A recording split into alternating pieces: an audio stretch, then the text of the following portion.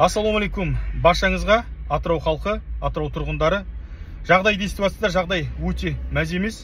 Соңғы бір апта 10 күннің көлемінде тасқын суда Атырауға келіп жетеді деген қауесеттер бар. Жалпы бұл алдыңғы жылдармен салыстырғанда Ириклинский водохранилищесі 15 куба текшеметр ашқан болатын қоймасын. Биыл одан тіпті көп 790 куба метр секундына су қоймасын асып жіберген. Бұл дейтін тіпті одан да көтеріледі деген қауесеттер бар. Және де бұл жайықтың жалпы су сыйымдылығы 10 миллиард текшеметр. Ал 93 жылдары келген су. Білсеңіздер, егер 93 жылдарда жайықтың оң бетін, сол бетін су басып кеткен болатын. Махамбет жақ, Индер жақтың бәрін су басқан болатын. Ол кезде 17 миллиард текшеметр су келген.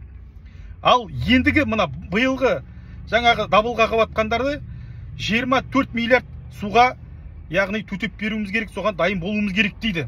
Енді жалпы бұл жерде қорқатын тағы бір нәрсе бар.